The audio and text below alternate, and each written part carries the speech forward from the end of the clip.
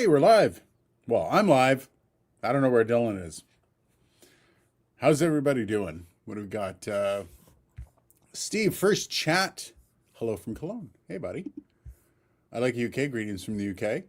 And hello there. Greetings from Germany. We got Germany being represented decently in chat today. Love it.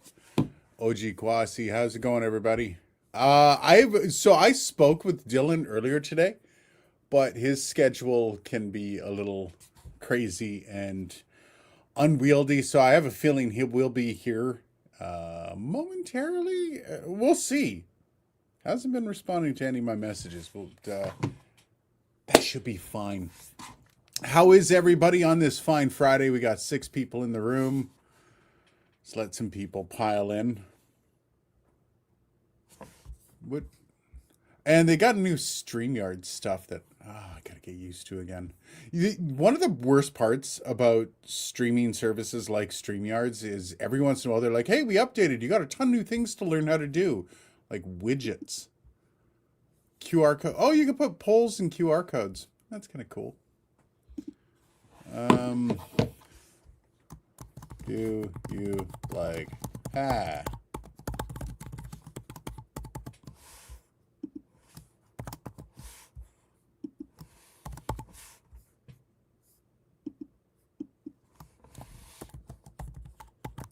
Hey, great. There we go. Starting show. There we go. All right, so we got 8 people in. We will see if Dylan makes it. There's a couple things I wanted to touch on today anyways. A couple things we can chat about. Any finger painting? I mean, we could. I guess it's hard for you guys to show your work, but yeah, sure. Bulls. Wait a second. So this is Bulls Promo TV. I don't think I've seen you here on the live stream. Cheers, buddy. Hope everybody's having. Hope you're having a great Friday. Oji Kwasi, did they move stuff that you're actually using to new places with the update? Yeah, every once in a while, StreamYards does this. I've started looking at using Riverside as well. I spoke with them at NAB, and they're like, yeah, let's work on stuff, and I haven't had the time to really like break it down and like to really get working with it. I need to probably this coming week to figure it out and maybe compare the two and see how that goes. 100%, damn it. Wayne from Australia. All right. Hey, Wayne from Australia. How's it going? I had to read that slowly because we have a few people from Austria, and God help you if you mix them up.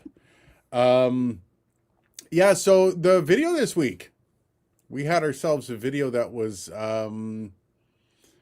a bit of a history, bit of a storytelling style video that I've actually been looking forward to for a while.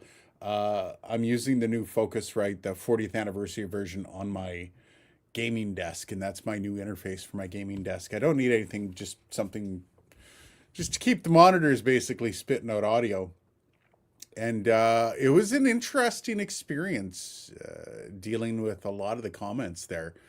And I was kind of curious to reach out and talk to a few people and see what their ideas are on why people are so divisive over products like the Scarlett 2i2. There was a ton of people.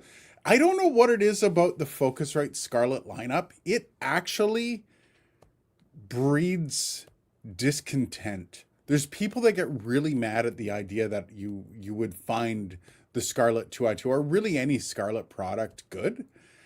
And I find it really confusing because I don't find that you get the same reception for other products that are on the market. You don't get the same reception for, the Motu M2 or, God help you, Behringer products. So I do find it rather interesting. It's one of the things that I was looking forward to chatting with Dylan about, but Dylan seems to not be receiving my messages, and I'm guessing he's in an emergency meeting at the moment. So we can see how this goes for a little bit, and if we feel like the conversation's lacking, we can pack it until next week. But I am kind of curious what people think, what you guys thought of the video this week, which I was actually very proud of, and actually is had a little bit of a moment on the channel. And ended up, I think it's close to 16,000 views now after a week, which is absolutely fantastic for this channel, especially past, I don't know, 3 or 4 weeks, maybe month and a half. It's been pretty rough on this channel. It's been pretty quiet. A lot of down numbers, not down in a bad way, but you'll notice is I remember Podcastage talking about this last year or the year before, where it just seemed a whole year was down. So I like UK. The product's not for me. I have a kit that I need. That said, I did like the videos that educated me about it and the history without being too long. Yeah, yeah. I could pull up the comment. Somebody who's been a subscriber to the channel for a while, has watched a lot of the videos, basically commented that they were angry because I was doing too many storytelling style videos and they felt like I needed to do less and more reviews. And they're like, well, this is trash. This doesn't work. And then I was like, well, dude, this is my channel, so sorry. And the video just blew up. It did feel good to see that. So it was kind of nice to see the response from subscribers as well as new people coming into the channel and how much they like that video, because those are the kinds of videos I really like doing. I like, this gear is more than the sum of its parts, right? There's so much more to this gear than just, here's your EIN, here's your gain. There's a lot of really cool history in audio. And I mean, considering recorded audio is, I don't even think it's 125 years old. Oh wait, yeah, it's just a little bit over 125 years old. It's a relatively new invention, relatively speaking, for society. So, there's a lot of really cool history out there with this stuff. Steve, I like the video. Brought back old interface memories, mostly good ones. It's fascinating. If anyone's curious, in case you're looking for stories, I picked up the US 122 by Tascam. This thing is not the first USB interface. This is one of the first USB interfaces. And you can tell, like, this thing's built like a tank. This is all cast aluminum. It's gorgeous. And you can see how much work went into this. It has MIDI. It has all the little things that you would expect out of a decent interface. This thing must have been relatively expensive at the time. This is from 2003. And I picked this up because I was kind of going over the history of audio interfaces, and we were talking about possibly doing a video on the history of home recording. And I brought this up in the old video. I forget which video it was, but so I decided to pick one up off eBay. But then I plugged it into my computer and it doesn't work, like, at all. And I forgot that back in the day with these things, you need drivers, like actual drivers for them to, even for you to pass audio through, they needed to have an interface driver with the computer that let them do that. And they don't work with Core Audio either for Mac, unless you downgrade your Mac quite a few versions. So I actually went out and I just got it today. I've got a Windows XP computer. It's a Dell Vostro 400. It's a Windows XP computer. It's got a G8300 in it, in case anyone's computer literate and is curious.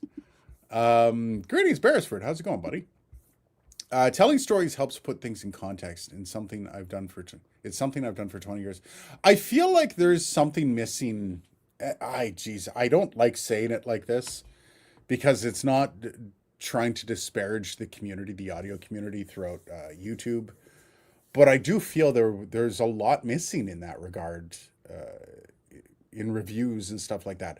And just because you're doing a review doesn't mean you can't have storytelling involved. And a good example, if you take a look at a channel like Linus Tech Tips that does computer stuff, and you see their reviews and you see the fun they have in how they test the equipment and how they do that, it all has narrative and it all has something behind it rather than just, look, interface, good, buy. And that's where, like, when you start to look at a lot of the transactional relationship on YouTube between myself and my community, is it starts to look very transactional of please buy this product. And I don't like that. I don't do videos I do videos. Obviously, this is a form of my income, and this is my full-time job. But there's also an art form that if this is just pumping out video after video, I'd rather not.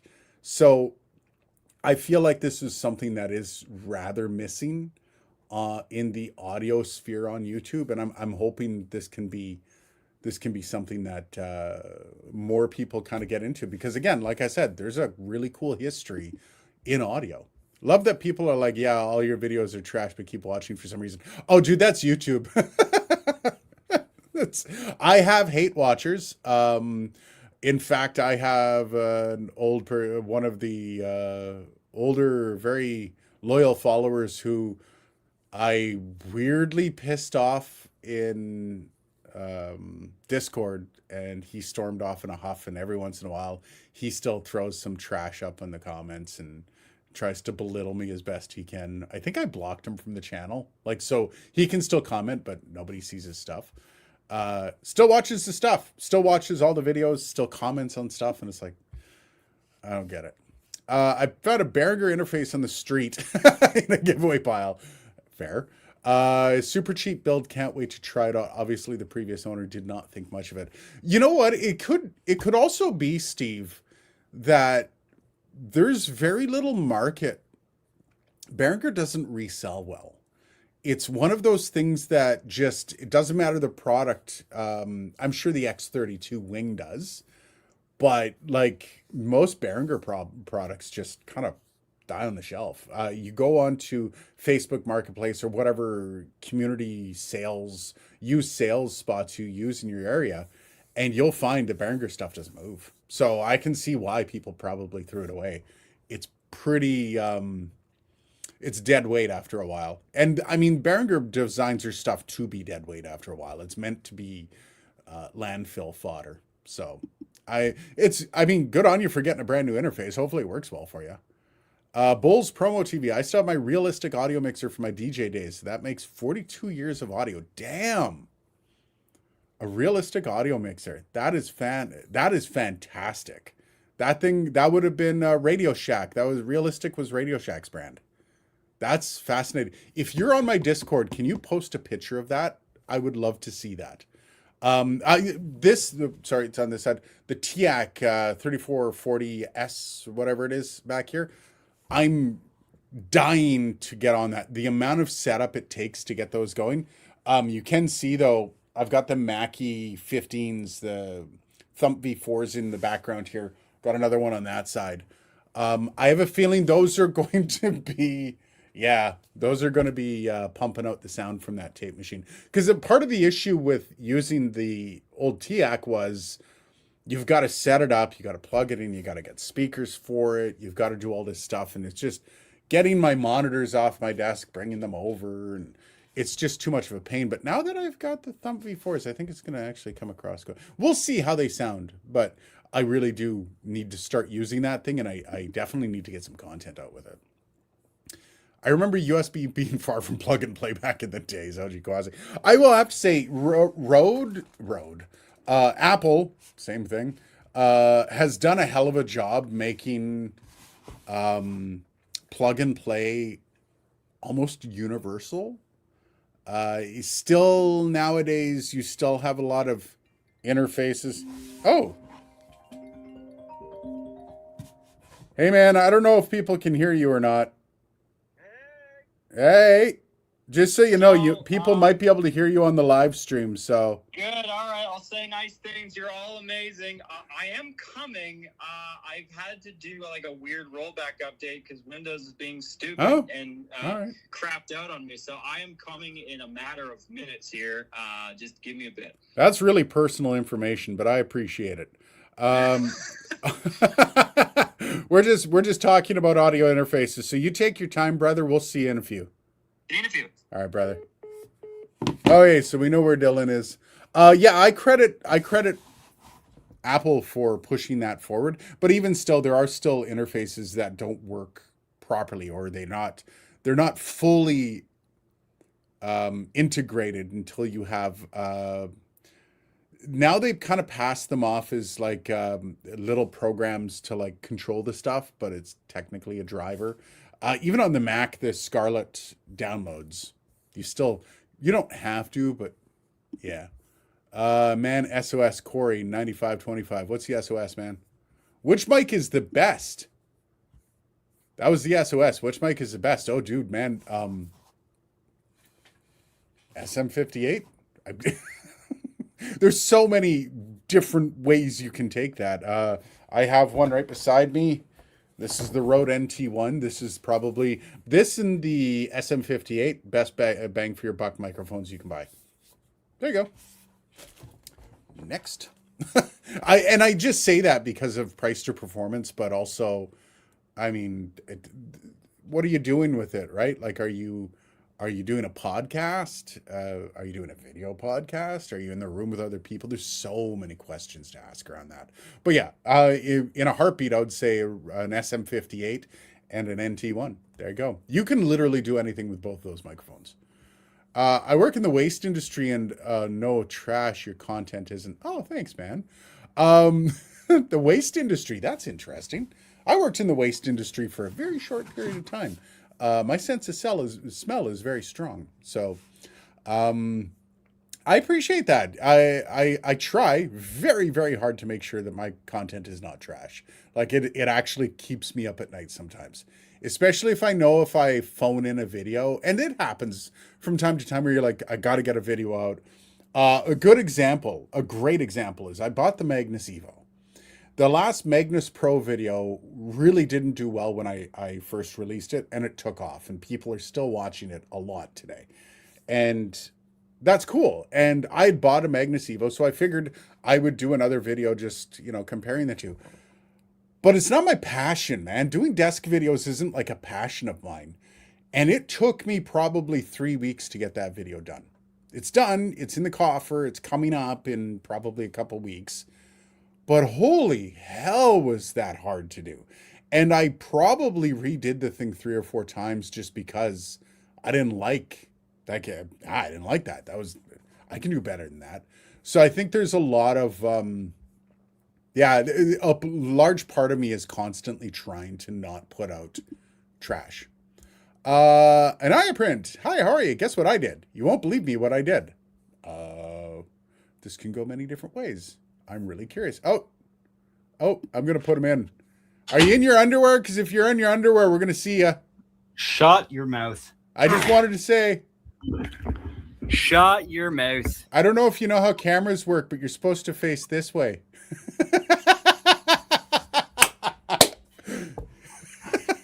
Just be careful what's on camera. I know what's in that room. Just so you know. There we go. You know what's really good though is that the camera's on the wrong side of and it's not normally there either. Oh yeah. Don't hit that button, man. Whatever you do, do not hit that button. No. There's no cameras pointing in the area right now. Okay. That is of question. Anaya Print, I'm just going to catch up on a couple things. You get yourself situated there. I'm situated. Anaya Print said, hi, how are you? Guess what I did? You won't believe me what I did. And I figured that can go in many different directions. What you did.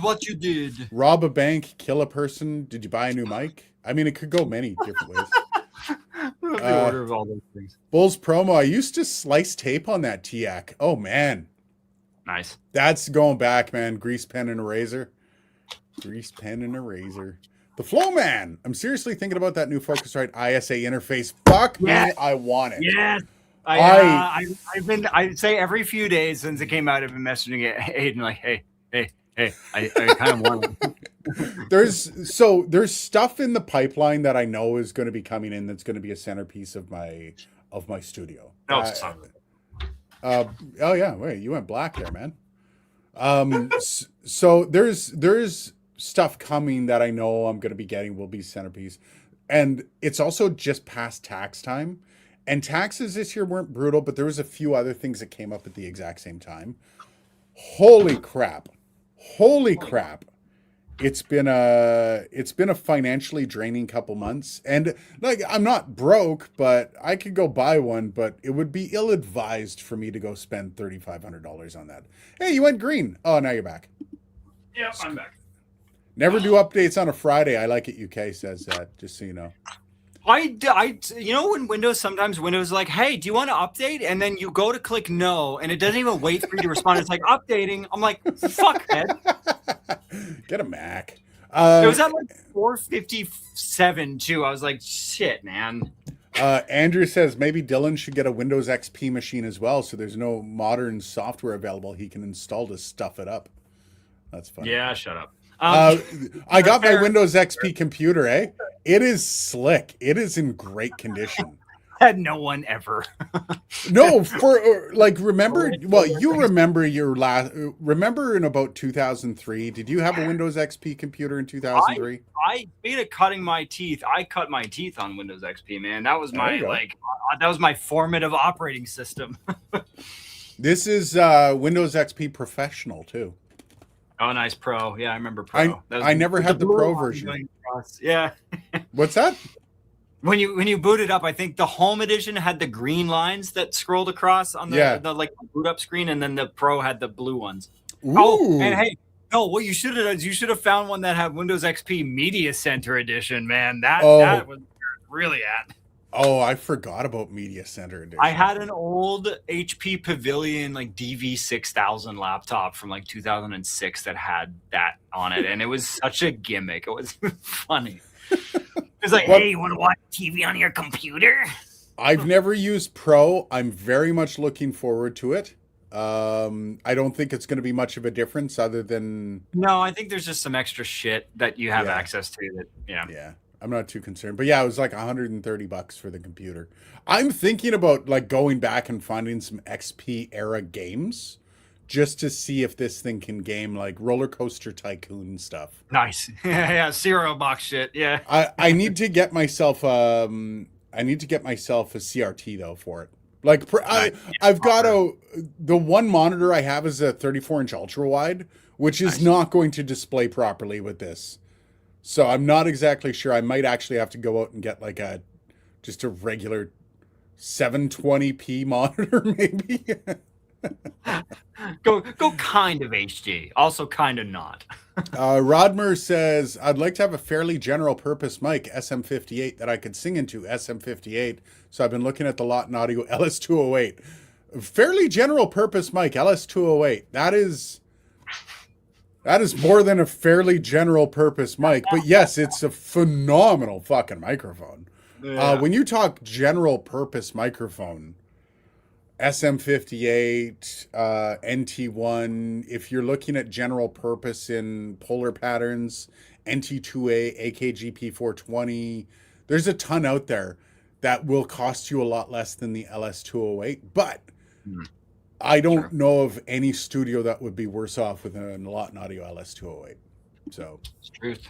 And for an audio interface, I kind of thought I might go with the SSL 2 Plus MK Mark II. Yeah, the SSL 2 Plus. You can't go wrong with SSL, man. No. There was a time, I will say, as an SSL consumer, where their digital stuff, at least their like consumer digital stuff, left much to be desired. They have worked out most of the kinks with that. Their modern software is great. I have buddies that are professionals that use like the 12 and the big 6 and even just the 6. And yeah, their drivers are great. Their software has really come up, even their Windows side. Like a lot of these companies seem to struggle with the Windows implementation because it's a pain in the ass. The SSL Windows stuff is pretty rock solid too, from what I've experienced. So I've almost bought a big 6 a few times. So me too. Bulls Promo TV, where are you two based? I'm based just outside of Ottawa, Ontario, Canada, and Dylan's based I am based in Ottawa, Ontario, Canada. Yeah. So I'm just over the river on the Quebec side. Un petit peu though. Just my first car had a cassette player that ate tape, and I had to splice fix. To the day I pause and wait for the sliced out audio to pass by when I hear those Led Zeppelin songs. I don't miss that shit, man. Especially like if you've got it sealed and then it gets spooled back up inside and you've got to like fish it out by like getting tweezers in the little holes, and I got good at taking tapes apart. So you'd be able to literally like pull the face off, and you could. I did 2 songs. They had screws, and they weren't glued. There was a bunch of shitty cassettes that, like, some labels, I don't know why they skimped, but fuck, man. Yeah. I got really good at it, but yeah, that's. I also got really good at splicing for like the cassette tapes. You could splice with like 1/10 of a piece of the tape. And if you were good at it and you put it at a slight angle and looped it around, you would get a very little of a dropout. And if you could get it right on a beat, it wasn't as bad. So that was it. I always try to edit like in a musical way so that, because the actual, like, there was never really a click or pop with the edit. In fact, that's usually why on like larger tapes you cut like at an angle, so you create almost like a bit of a crossfade with the oxide layer, and I don't know, it was fun. I like UK. You can get a VGA to HDMI adapter. I got a DVI to HDMI adapter. This thing has VGA and DVI. It is the 8300. I think it's the G8300. Let me see here. It's NVIDIA 8300. I know it's an 8300 GS, the 8300 GS. That's what this is. And it's back in the day when I had a computer that was about this age, I had never had a graphics card. I always ran on board. Always. Just because I couldn't afford it back in the day. And like, oh man, the max it did. Recommended gaming resolutions. Max is 1366 by 768. Holy shit. But yeah, so I never, like, this would have been like rare for me. That's pretty cool, man. Remember back in the day when people actually had like physical audio cards? Like, remember when the creative cards were like a huge thing? The Sound Blaster, man. Fucking Sound Blaster. I had a few Sound Blasters. I had like the Sound Blaster Live was one of them, a Sound Blaster Audigy 2, I think. And then the biggest crazy one is I had the Creative Sound Blaster XFI, the Extreme Fidelity, that had like this extra like box that plugged into the card. Oh wow. I still have that somewhere. Yo, I should give you that to put in your Windows machine. Because it's the only thing that it'll run on.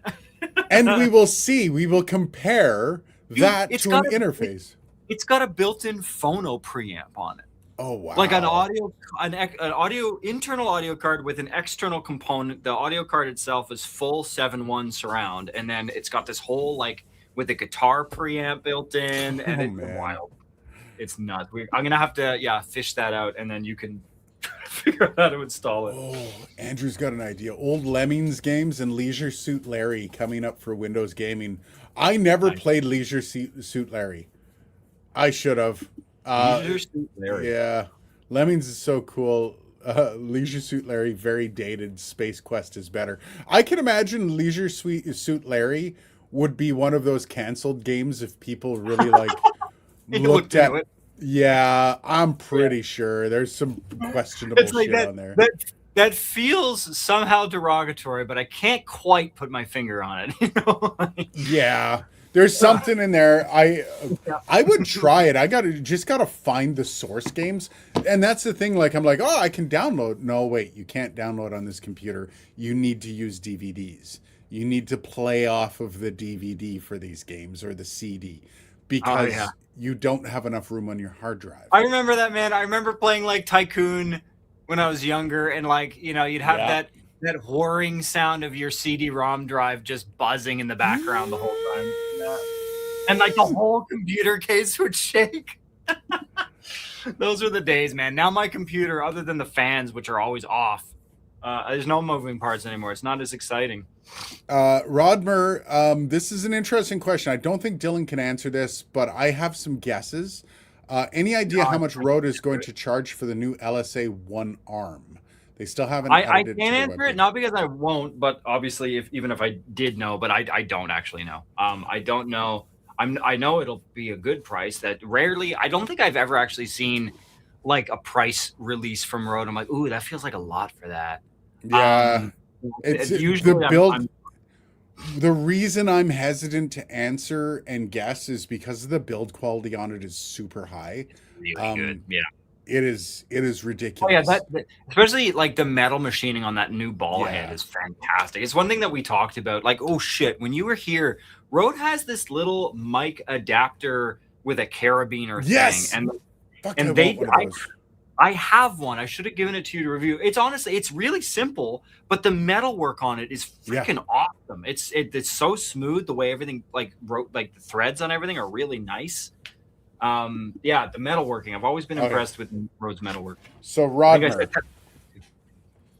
there's a question here of whether or not he should just go and buy the Elgato Wave mic arm, which is what I'm using here, or wait for the LSA1. So this is the Wave mic arm Mark II.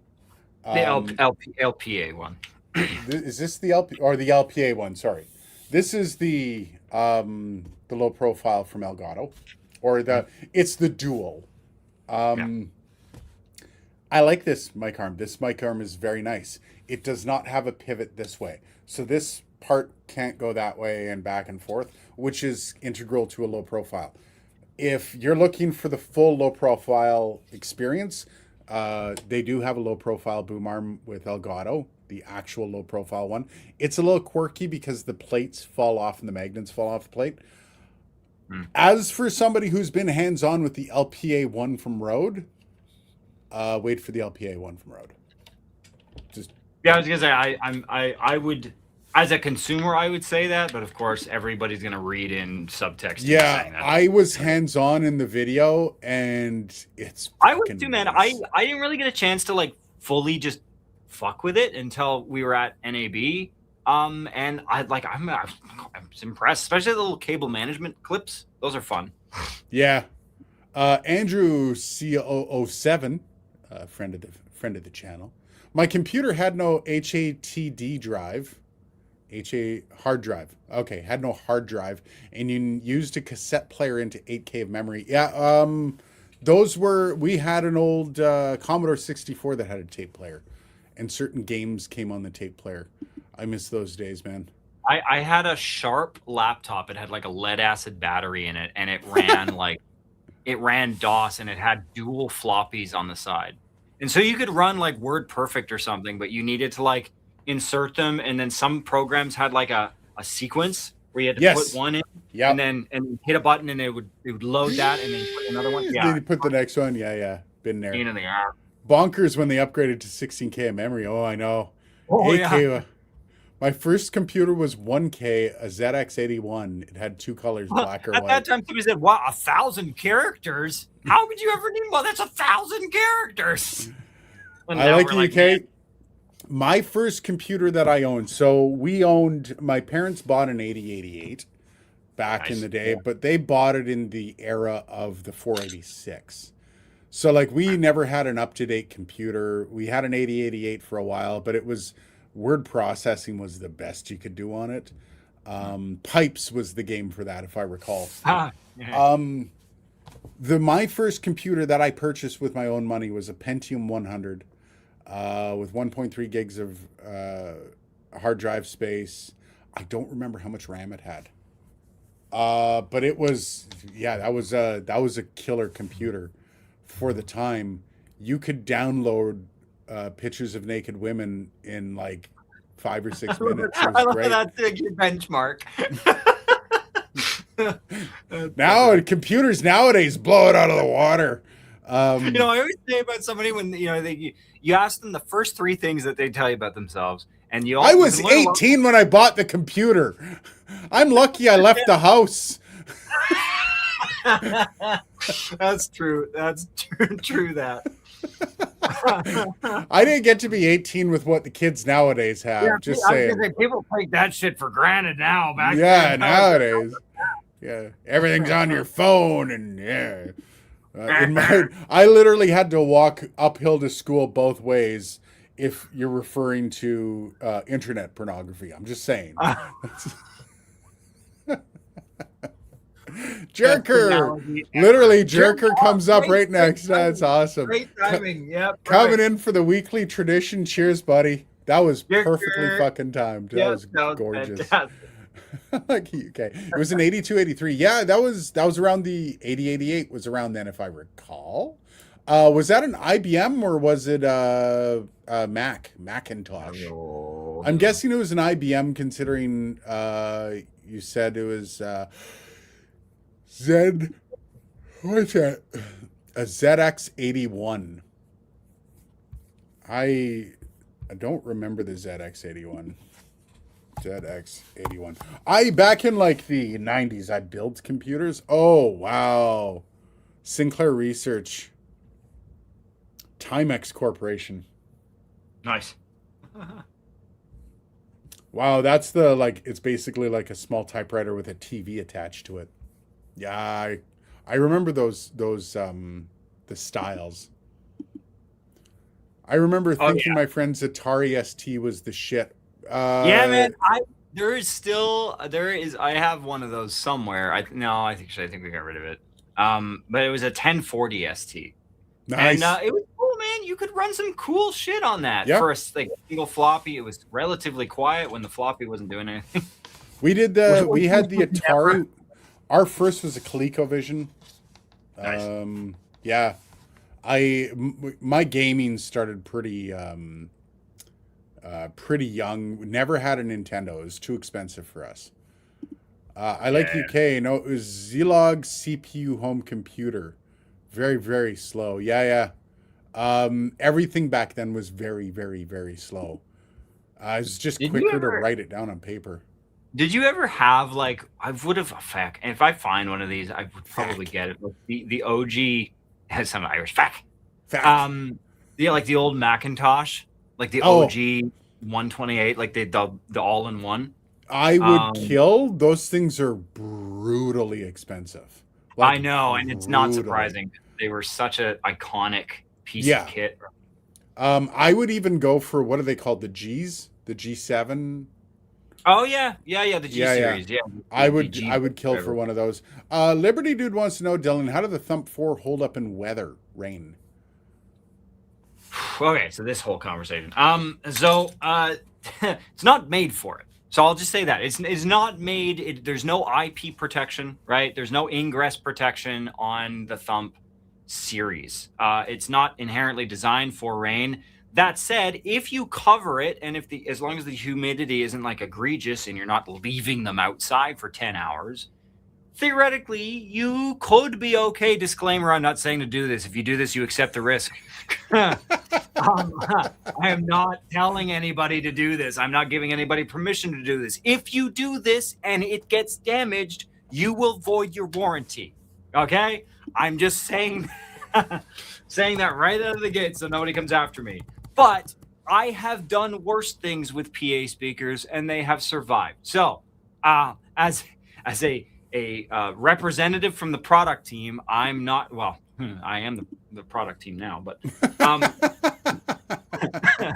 but as the product team, I will tell you that it is not designed to be weatherproof. We are looking into possible like covers and stuff that we can have as like in the future as like accessories that, I won't get super into it because we're still investigating and there's some possibly patentable stuff in there, but some sort of weatherproofing materials that you can use because it is a use case. It's not a very common one, but it's one. But I will say, try to avoid getting it wet, just in general. Andrew, hey, will the new MEMS Capel revolutionize headset mic audio like Aiden is wearing? Yeah. If so, will the gaming headset market must be going next level, or is it going to be too expensive as a new product? The nice thing about MEMS, this is what I'm going to put out there. The nice thing about MEMS is it's not an expensive product. MEMS are intended to be relatively cheap. The process that they build these new MEMS mics on through Rode or through it's Rode doing the MEMS mics. I don't know if they're going to be as dirt cheap as usual MEMS mics, but they're not going to be hyper expensive either. I think it's going to be revolutionizing several different things. Even phones, man. I'm just saying, phones, anything that requires a microphone is going to be Yeah, well, so I'll revolutionized say by this: that. like the mic that's currently in our smartphones are MEMS microphones. They're just not great MEMS microphones. No. And so, working with Infineon, which is the partner that's actually helping us, because making semiconductors in that kind of structured, like processor like way is a huge kind of pain in the butt. I don't know if anybody would have ascertained that making a CPU is a pain in the butt, but it is. And so there are actually, in terms of like, depending on how small you want to go, as we talk about like different nanometer lithography structures and stuff like that, the list of people that you can go with as partners goes down like every nanometer that you go down in lithography, you kind of kneecap yourself a little bit. So in this case, the MEMS tech, it's actually funny. And it's one thing I was talking with Dan Woodall about, who's the representative on the Electro product team. And, managing noise floor with this, it was funny because we actually found that reducing the noise floor we got from making it bigger. And I think you actually said that in your video. Yeah. By making the MEMS structure larger actually reduced the noise on it, which is funny because in most other areas of electronics, when you want to make noise go away, you make the thing as small and as sort of to the point as you can. Yep. I don't know. So it will take some time, right, for the tech to catch on. We've heard it in the Electro L1 Lav, which sounded really freaking good. In my opinion, it sounded like a studio mic, just neutral. The location of it is the same, so that makes it kind of sound not as great. But the actual quality of the mic, and then that water test, man, holy shit! Yeah, that was pretty. I still have, so I'll pull this out. We got a really good question. Oh yeah, you're gonna show this off? Yeah. I have. This is. I don't even have one of these, man. So that's Andrew. Aiden's in good. Yeah, this is what's his name gave this to me. He said, "Hey, he said you can keep this," and that is the MEMS microphone. And it looks, I got to say, like it looks big when you see the video, the picture and the video of it. It actually looks, even in the tweezers, it looks relatively big. But when you put it like that, it's so freaking tiny. It's funny. Yeah.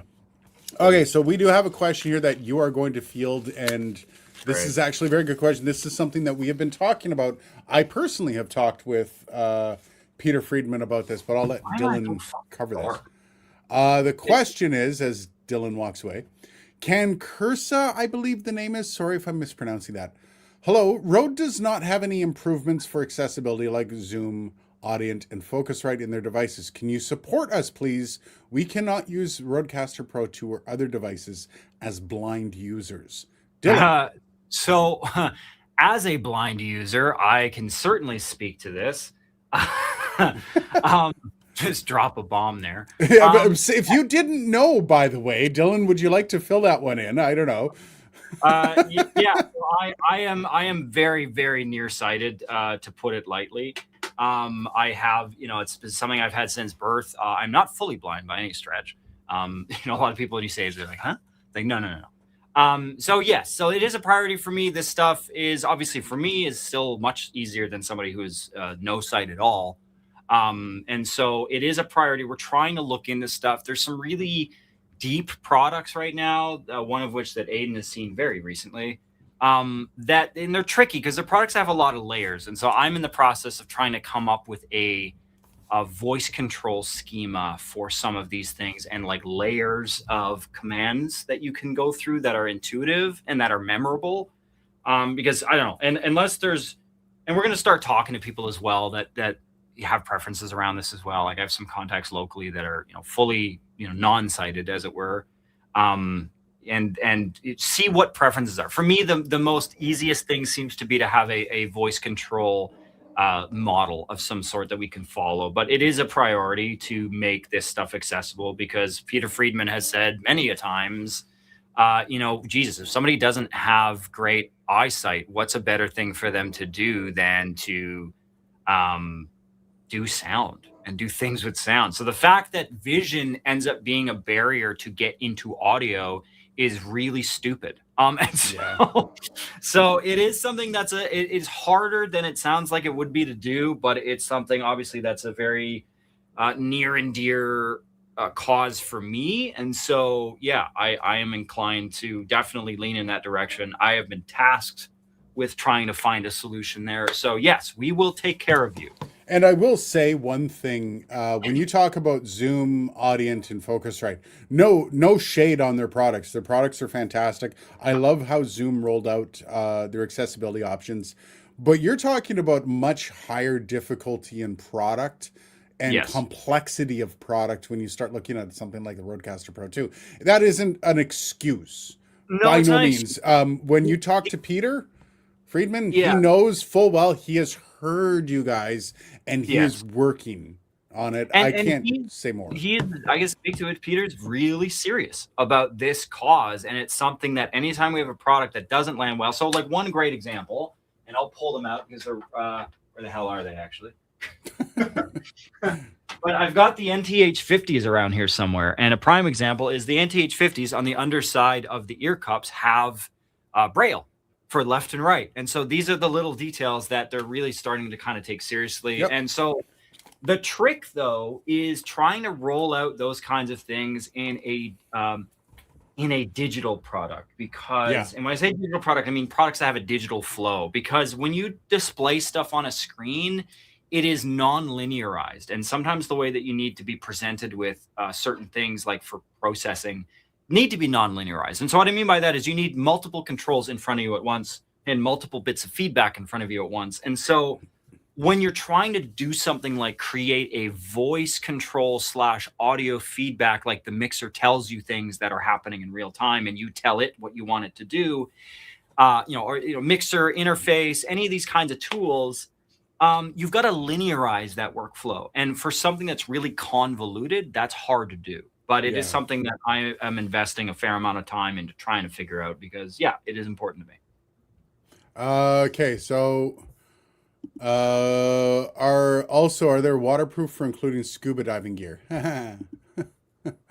Okay, Corey 9525. I'll jump ahead here. You want me to tell you the Atlantis 414 X2 or TLM 103 King B2? Holy crap. So you want to know the Atlantis, the 414, the X2, the TLM 103 King B2. 414. There you go. I have the dogs are going nuts right now. There's no nobody. kidding. Can you hear them? Just for a second there, I did, yeah. Okay. There's a great video by Veritasium about the machines that do the lithography for silicon wafers. I have no comprehension of how it works, but I love this shit. I really do love this shit. It's also, I haven't immersed myself. I'm sure if I sat down and I'm like, fuck it, I'm learning this, but I just that's it, right?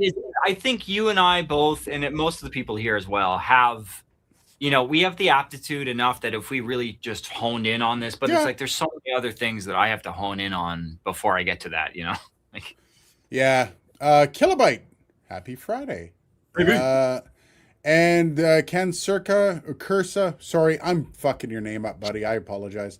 He says, I talked to many Rode managers. They only added double press to power button to switch off the Rodecaster Pro back in 2019, whatever. Peter redirected me to their product manager and disconnected on LinkedIn. That doesn't look good, but that doesn't look great. What I can tell you is Dylan works. He's one of the developers for the Friedman Group. So, and I work kind of across. Again, I'm not working on every product because there's just too much stuff going on for one person to be across everything. But I am across a lot of, as Aiden can attest to, very deep products at the moment. And so one of those in particular, we're trying to make it so that it's fully operable without having to look at a screen. And so that is hard. But it's something that I'm working on. So considering the screen, no kidding. Anyways, I saw we didn't get away with it. There it is. Liberty dude coming in hot. Has Nick Spinelli raised back of hair at Mackie? Oh, Nick Spinelli. Okay, we got to talk about this. Well, he didn't prove his claims and think Thump for a fair price. Is there a way to show Mackie specs? Dylan, I want you to take this away. Yeah. So there was an issue where on one of the spec sheets, I'm pretty sure it was the sub spec sheet, which is the one that Nick took issue with in such a professional manner, I might add. Fucking guy. But no, honestly, I stuff like that gets things moving. I'll just leave that at that. And so I actually appreciate the extremely direct, albeit very dramatic and emotional feedback that came out of Nick. So we had an issue where I believe it was the LF extension on our spec sheet for the Subgo was the neg 10 number and not the neg 3 number. So when you're talking about frequency response in speakers, in loudspeakers, there are a number of numbers that you can see. And so I will say this, traditionally, specification sheets, just to give everybody a sense, and this is not a uniquely any company thing. All the companies are guilty of this. Spec sheets are a document from the marketing department, not from the engineering department. Although oftentimes the document is filled out with measurements from the engineering department, sometimes though in that handoff, wires get crossed and things are either denoted incorrectly or not specified in the right way. And so when you're looking at frequency response, the two most common numbers that you will see are the neg 3 frequency response and the neg 10 frequency response. And so what that means is when you look at a frequency response graph, of course, you see a wavery line from one side to the other. There is a cutoff point, and when we're talking about the frequency range of the speaker, we can either look at it in terms of a 3 decibel. So basically, the once the level of a frequency drops below 3 decibels from kind of nominal, that's the end. Because the thing is, when you look at a frequency response of a transducer, there's a taper at the top and the bottom. And so if you use the neg 10 number, it's obviously going to be a much wider number usually than the neg 3 number. I personally don't find that neg 3 number or neg 10 numbers are particularly fucking useful because 10 decibels down, it's a significant drop, especially when we're talking about like low frequencies. And so that is being corrected. The neg 3 number I have suggested, and I am pushing for the neg 3 number to kind of be the standard because I find it personally to be the more useful number anyway. Maybe both, right? But then have them denoted that they're, this one is neg 3 dB frequency response, and then this is neg 10 dB frequency range. The issue that I had with Nick's video is not that he called us out. It's that there was zero scientific content to his call out. And in fact, you read the comments on Nick's, and it's funny because Nick, obviously, just from hearing him speak and the kind of the things he prioritizes, again, I'd never seen, that was my first time seeing a Nick Spinelli video. It was a good video overall. And again, he said lots of great things about Thump. But when you start calling somebody out on a specification, maybe measure something, guy. Yeah. I don't know. Or again, like, and so the issue is, and you and I had this, where that video came out and suddenly my inbox is blowing up because people are going, hey, man, the top box says it goes down. Hey, man. Not to be a cunt. The top box says it goes down to 34 hertz. Does it really go down like the 15 top, go down to 34 hertz? And so I reached out on the spot to our acoustician. I was like, hey, does our top go actually down to 34 hertz or is that a BS number? He said, nope, that's the measurement. The measurement goes down to 34 hertz. I'm like, okay. But so people now, because Nick wasn't specific, and he's like, haha, this one specification I had a problem with. Now people are like, well, the whole spec sheet must be bullshit because he was being so dramatic about it that everybody assumed, oh, there must have been a ton of other specifications that were off too. So there's a few gone through. And again, we went through it with the engineering team, on the engineering team, and to be like, hey, where did the calculate, because these were calculated and measured numbers, but what was the calculation? And so, yeah, we're going to get some uniformity around that. I personally, as a consumer, fucking hate when companies are BSing on their spec sheets. I get that it's a marketing document. I get that positioning and all that, but no. If you're going to give me numbers that mean something. Well, I mean, we're working on another product right now, and I was going through a spec sheet from one of the competitor items in that category. And I was going through it with our electrical engineer, and he was like, hey, are we actually shooting for these numbers?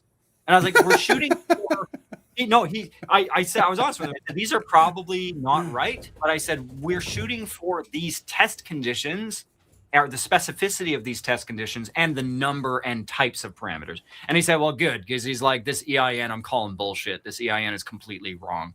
I'm like, okay, so don't target the numbers. The numbers are probably lying, but I would rather be the one guy that is not full of shit in the field of everybody else being full of shit, rather than like, well, everybody else is doing it, so I guess it's little things, like even the Rodecaster Pro 2. Our spec sheets are not full of shit. There was one spec that there was an error on, so just cool it, Nick. Yeah. But like every company does it. Like Rode, even with their EIN, they were DBV instead of DBU, which gave it a higher number. Right. It's not bullshit though. It is that number. It's other companies. My favorite one is to just not tell you certain numbers. It's like, here's the THD plus N of these headphones, and people are like, oh great, that means a lot to most people. Cool. There's a lot of stuff where, they play with certain numbers because some people look at this stuff as only a numbers thing. Well, I'm sorry, the EIN of this microphone is over -10 or is over 10 dB. I can't use this. I'm gonna give you a fantastic example, and I'm gonna throw some direct shade here. But the thing is this is an example. There's lots of other manufacturers that do this. Yep. So Max SPL, when you're looking for a loudspeaker, Max SPL is one of the most important numbers that you're going to pay attention to on there, because that's the absolute loudest that speaker often could sustain volume. Here's the problem. Max SPL, if you look at a lot of Yamaha boxes in particular, and Yamaha has a very built out, very impressive line of speakers. They do like Max SPL at 1 meter. Yeah. How many people, Aiden, do you think are listening to a 15-inch loudspeaker at 1 meter away from the cabinet? And let me tell you, you do you. Because the propagation of sound is privy to the inverse square law. So every time you double the distance, you get a quarter of the power. 1 meter away isn't really that helpful, because where my fucking audience is at least 2 to 5 times away from that number. And so, but again, it's something like having it 1 meter away. It's not right against the grill. So you're not fully lying like, hey, if you're away from the speaker, this is a volume that it can hit. I'm like, yeah, but nobody is going there. I don't care if it's 132 dB. SPL only is necessary for microphones. I'm sorry, for loudspeakers, it's ridiculous, because you can also hit an SPL with distortion. Are you going to actually put... So typically when we are doing our measurements, we basically say, okay, what is the maximum that it can hit under a certain THD? I'm not going to say that number, but it's a low amount of THD. So basically we measure it, we push it. And then once our measurement system, which is a multi-million-dollar measurement rig, once it picks up a certain THD, we stop and like, okay, that's the max. Yeah. And the idea there is like, hey man, I don't care if it hits 143 dB SPL and sounds like snot. I want it to be at what is the loudest usable volume, Yeah. And so that's another thing is critical. But Max SPL is a consideration, because particularly when you're dealing with stage volume, right? Stage volume is an immovable force. There is nothing that you can't tell a drummer to be quieter. You could try. I have tried. Every gig I've ever played at, I've been like, hey, first song, hey man, awesome, love the blast beats. Can we just inch it down just a little? And then they will for 3 songs, and then slowly, and the it's not even kicks in. Yeah, adrenaline kicks in, and they get into a groove, and they're having a good time. And so the issue is the PA needs to be able to get louder than the drummer and the stage volume. So when you got things like wedges on stage, amps, horn, holy crap, a horn section is loud. For those that have never been in a live room with a horn section or the sax before, Jesus, it's a train horn. But so your loudspeakers being able to go loud enough to cut above that. And so, a lot of people have this misnomer that with bigger loudspeakers, you get louder. Not necessarily. So you do get a few extra dB SPL from like between, for example, the Thump, the 12 and the 15 inch. You get a little bit, but what you get with larger loudspeakers is more bass. You get more low end, significantly more low end, in fact, because you have more surface area pushing more air. The only problem with larger loudspeakers is the mid range is tricky because 15-inch loudspeakers at 1K are a little bit more floppy and sluggish than, you know, a 12-inch loudspeaker cone is at that same. Like, it's just, you're moving more mass and you're pushing more air. There's more resistance. There's more everything. And so I know there's gives and takes. There's a reason why good speakers cost a lot of money, and it's because designing a good loudspeaker involves a lot of physics, some of which is kind of straightforward, some of which is extremely convoluted. Okay, we only got time for a couple more. First one is from Premier Reviewer, and I'll quickly, and then I'm going to hand this off to you. He says, question for Dylan, what is Rode planning to do with the Mackie brand? That is a loaded friggin' question today, because it seems like there's no real software support anymore for most of their devices, which most of their devices is not true. Actually, most of their devices do. And then he went on to say, I'm speaking of the mainstream unit. Mackie Mainstream was one of the last units that was released or was being planned to release when Rode bought them. And I can't say 100% that they're no longer going down that route, but with the integration of the Rode ecosystem with Mackie, having two companies release similar products does seem pretty silly. So I would say I don't know if the mainstream unit's ever going to be getting an update. Does it require software support? I don't know. It was a pretty straightforward unit. I still use one. I have a mainstream. The DLZ Creator XS is actually right over there. I still use that as well. So I don't know. It depends on what you're looking for. You're looking for big updates. They're probably not coming. But I will leave this over to Dylan because I don't know. Like, I'm not speaking for Mackie whatsoever. But if Dylan can expand on that. Yeah, I'm not going to speak to a ton. So I would love to tell everybody here the stuff that we're working on. Holy shit, right? I am staring at, a very gorgeous piece of technology that is at some point going to be in the hands of a few people that are probably watching this right now, hopefully. And the reason that I can't talk about roadmap stuff, although we have a ton of really exciting shit coming in the roadmap, is because anything I tell you, our competitors know. Yeah. And can scoop us on, right? And there are things, these projects, some of which are years in development, people's jobs, very smart people's jobs, are relying on this stuff being tight. And so that is why, specifically, it's not because I don't care about the people here. I do. And I would love to have a quiet little room off the record where we all get to sit around and play with all the new toys because they're fun. They're a lot of fun. But there are jobs at stake here, and there's just some really cool shit, and so some innovative shit as well. So on that note, I can't confirm nor deny plans. I will say this: inevitably, there is a product life cycle on these things. No company is going to support products forever. Obviously, the mainstream is not a very old product in the grand scheme of things, but Aiden, you remember when Microsoft announced Windows 11? And immediately, with one stroke of their pen, immediately made every computer that didn't have a TPM 2.0 module obsolete. Yep. And you remember how angry people were about that? Mm-hmm. Do you ever hear people talking about that anymore? No.